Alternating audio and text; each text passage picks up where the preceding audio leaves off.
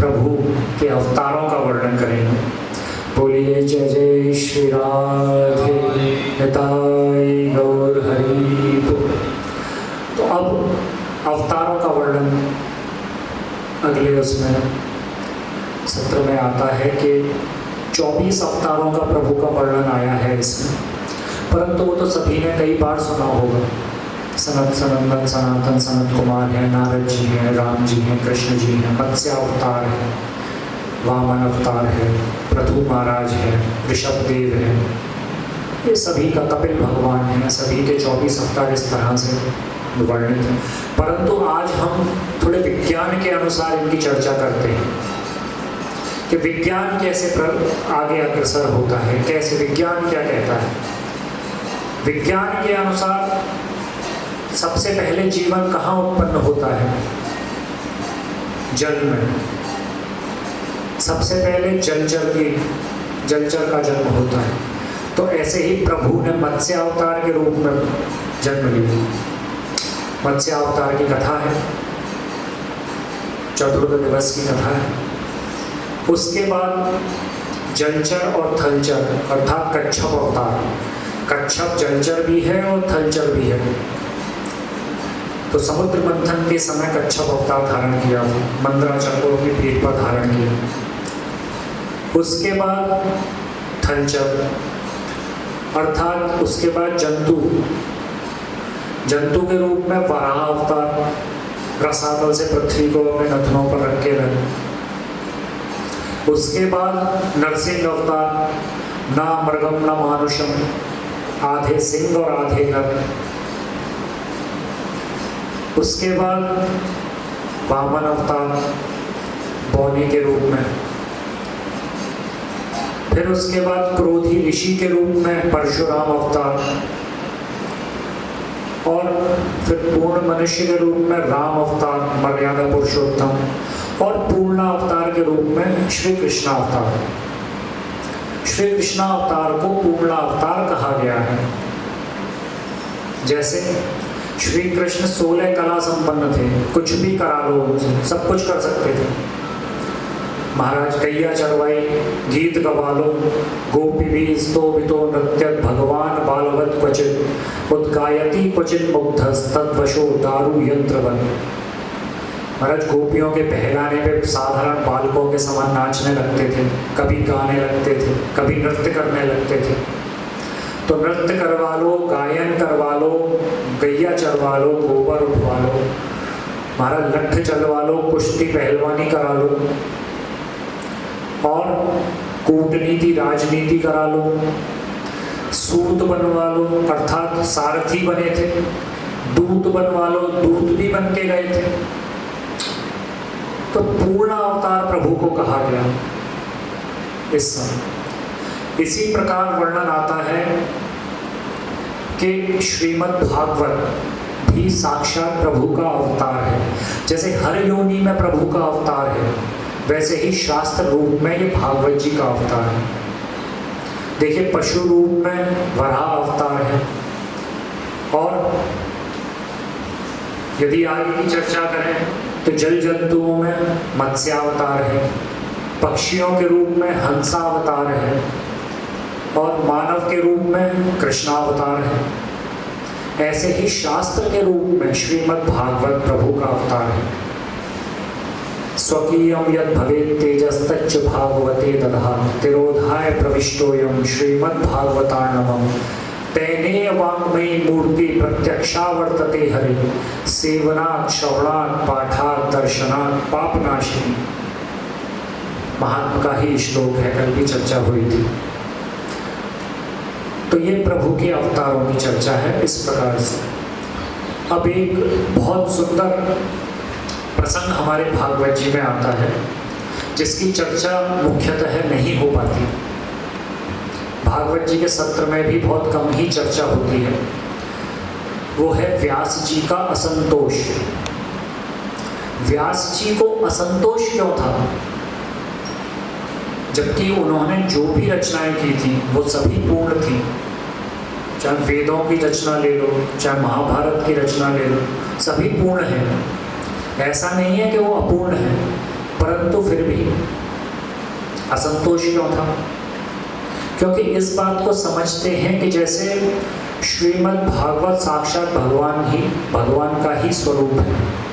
क्योंकि प्रभु धरातल पर तो समय समय पर आते हैं। अब प्रभु की, श्री कृष्ण की ही यदि चर्चा करें तो ब्रह्मा जी के एक दिन में प्रभु अवतार लेते हैं,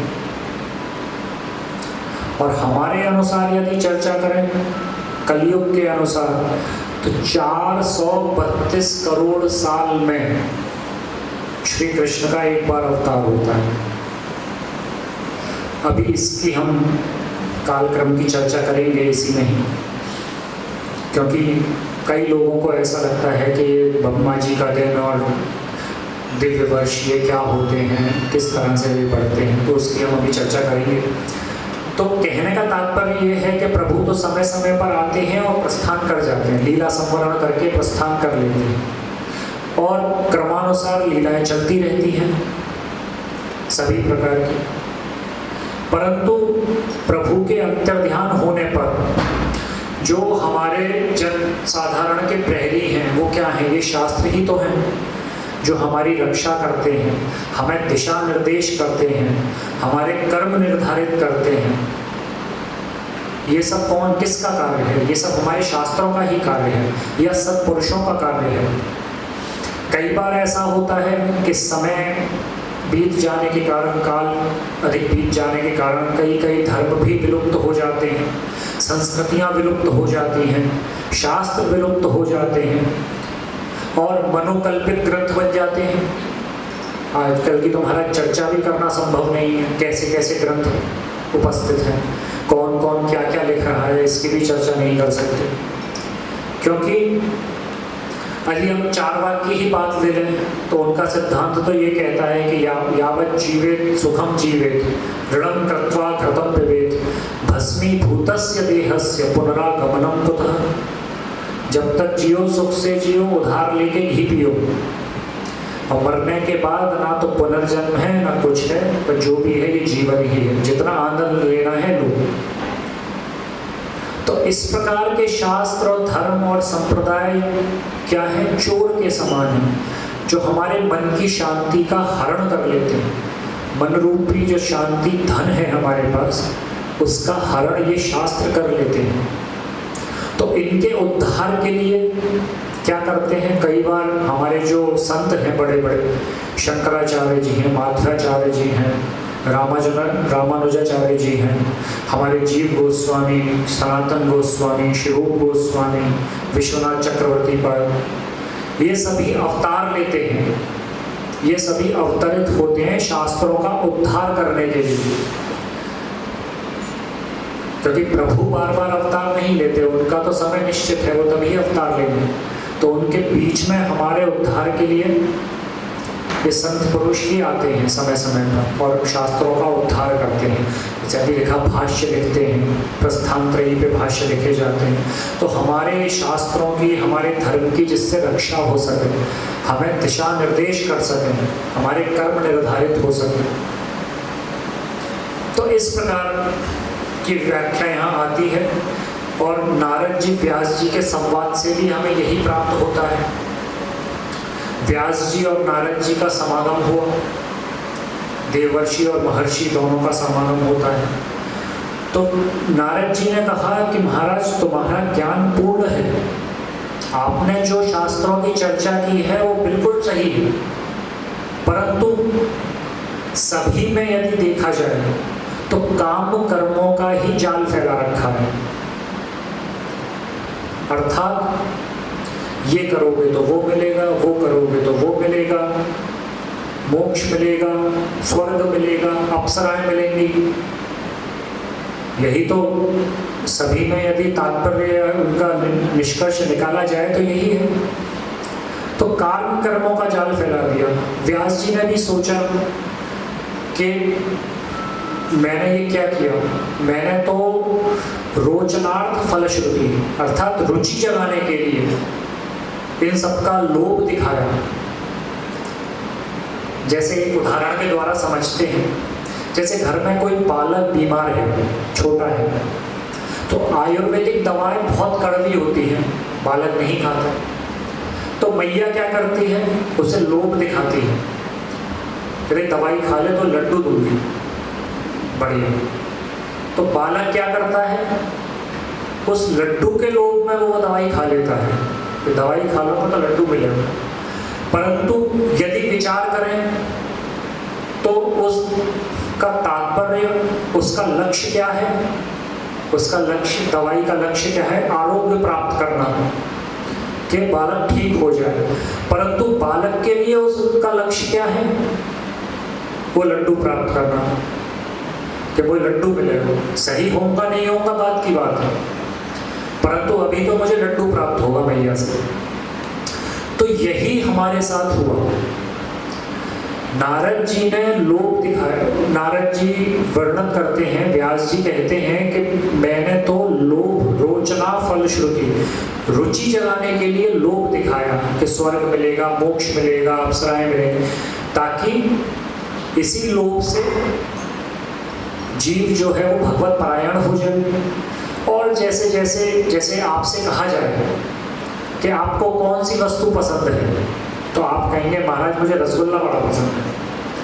और यदि आपसे कहा जाए कि महाराज ठीक है, आज से हमारी द्वारा आप पेट भर के रसगुल्ले खाओ, तो महाराज आज आपको खिलाए, आपने 20 रसगुल्ला खाए, फिर हमने शाम संध्या को फिर गई, महाराज आप दोबारा खाओ, फिर आपने 20 खा लिए, 1 दिन 2 दिन 3 दिन 4 दिन, कुछ दिन बाद आपको उससे अनासक्ति हो जाएगी, ये निश्चित है।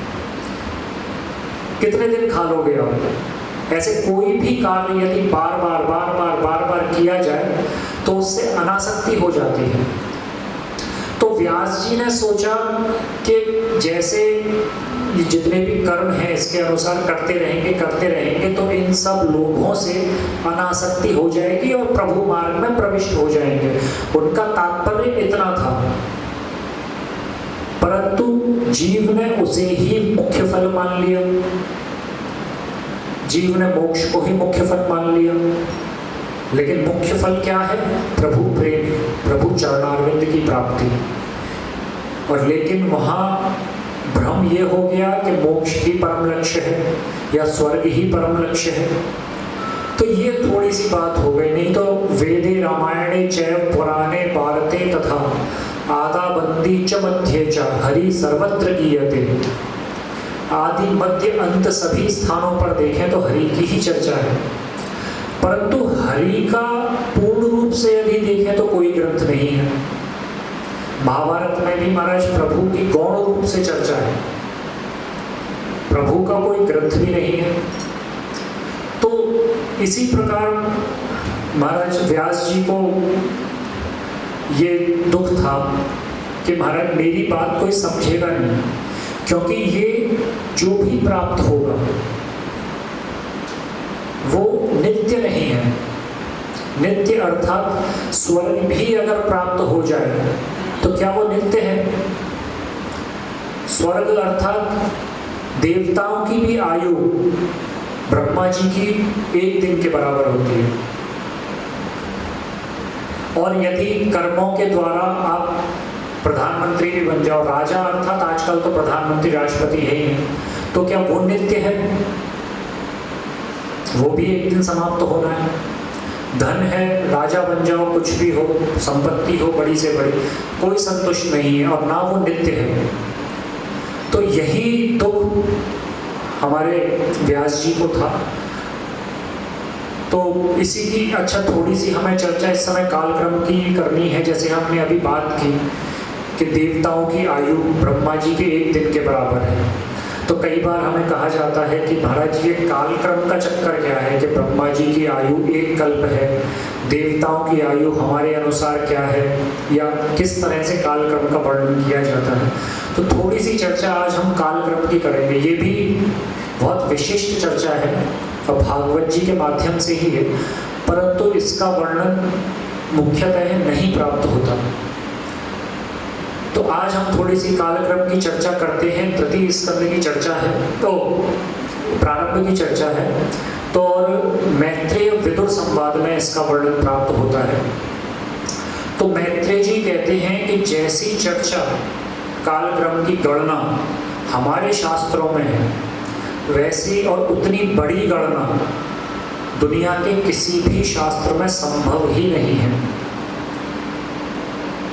उसमें सबसे पहले वर्णन किया गया परमाणु काल।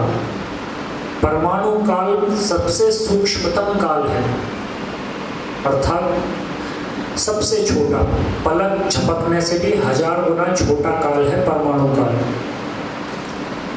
अब परमाणु काल 2 परमाणु काल के बराबर है 1 अणु, और 3 अणु का 1 तसरेणु। तसरेणु क्या है? जैसे किसी झरोखे में से सूर्य की किरण हम प्रवाहित होते देखते हैं तो उसमें धूल के कण हमें दिखाई देंगे छोटे छोटे घूमते हुए। तो ऐसे 3 धूली कणों को पार करने में जितना समय लगता है उसे एक त्रुटि कहा गया है। और भागवत जी में भी इसका वर्णन आता है त्रुटि काल का। अटति यत् भवान् नन्हि काननम त्रुटे युगायते त्वाम पश्यताम, गोपी गीत। तो इसमें भी कहा गया कि त्रुटि युगायते, आप हमारी पलक झपकने का जो एक पल का समय, एक त्रुटि का समय है, वो भी हमें एक युग के समान प्रतीत होता है। तो ये त्रुटि काल का वर्णन है।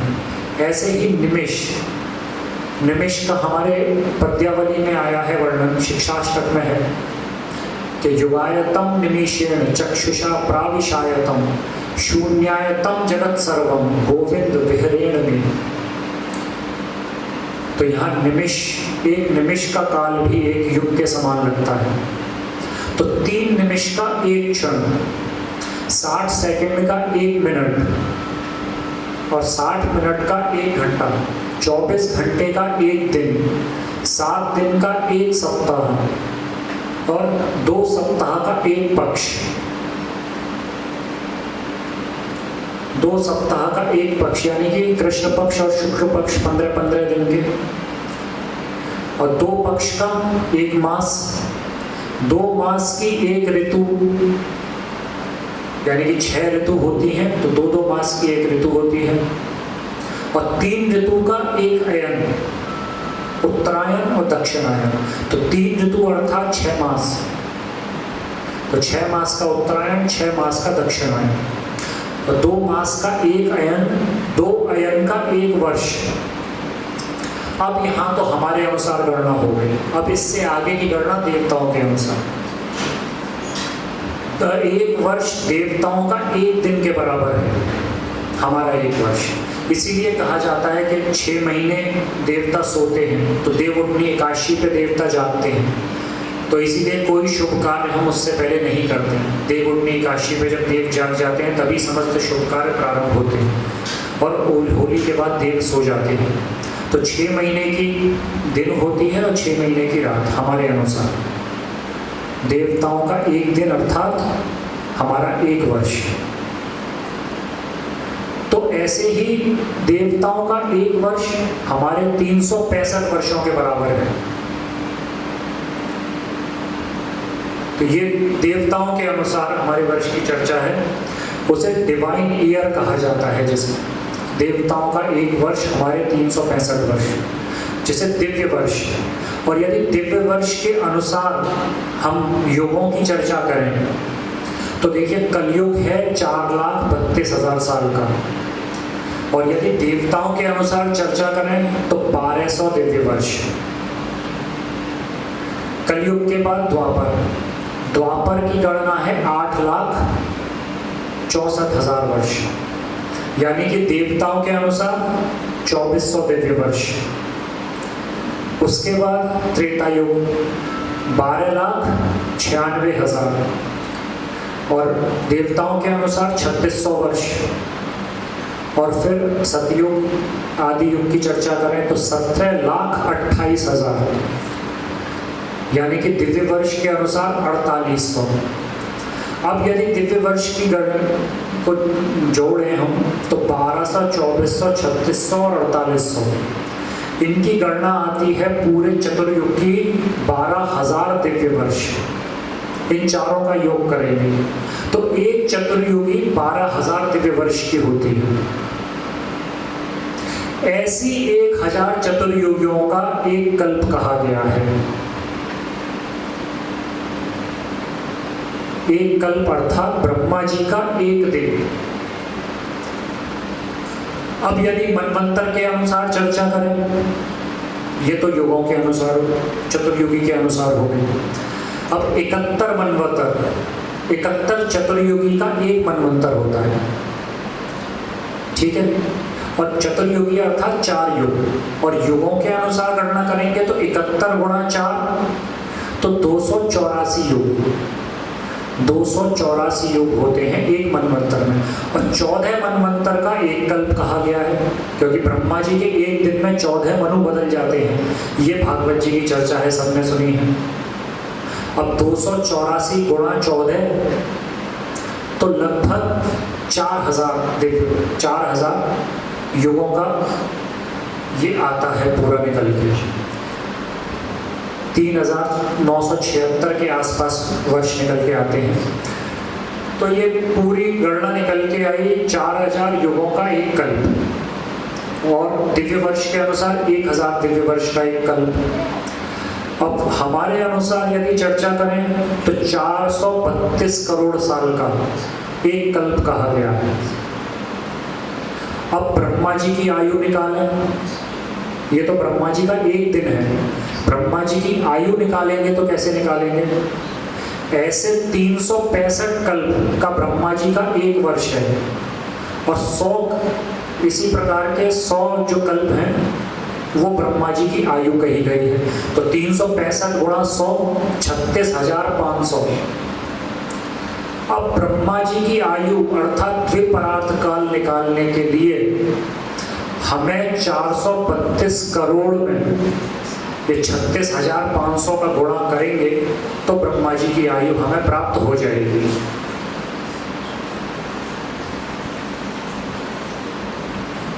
तो ये अब संख्या तो हमें नहीं पता, परंतु एक अंक के बाद 17 शून्य लगाने पड़ेंगे, तब ये द्विपरार्थ काल निकल के आएगा।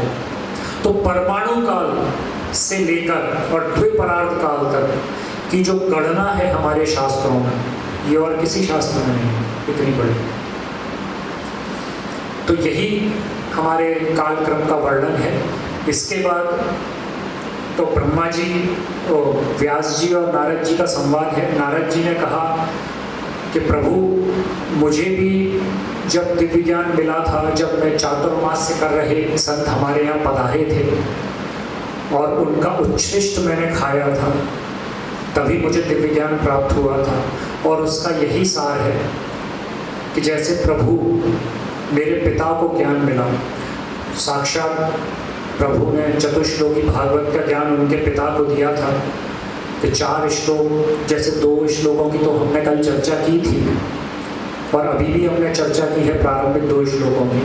उसके बाद चतुश्लोकी भागवत के 4 श्लोकों का वर्णन वहाँ किया गया। अहमेवास्मेवाग्रे नान्यत् यत् सत् सत् परम् पश्चादहं यदि तच्च यो विशिष्येत सोऽस्म्यहम्, प्रथम श्लोक। अर्थात अहमेवास्मेवाग्रे, केवल मैं हूँ। ये जो परिदृश्यमान जगत है ये भी, इससे पहले भी जो था वो भी, और जो प्रलय के बाद बचा रहेगा वो भी मुझसे पृथक नहीं है। जो प्रकृति का स्वरूप जो दिखाई दे रहा है वो भी मैं ही हूँ। अहमेवास्मेवाग्रे। क्योंकि चर्चा बहुत लंबी है, समय बहुत पता नहीं कैसे निकल जाता है। 2 घंटे का ही समय है हमारे पास, 5 बजे तक। तो सूक्ष्म रूप में इसकी चर्चा करते हैं। प्रथम श्लोक का स्वरूप ये है, जहाँ प्रभु के स्वरूप का।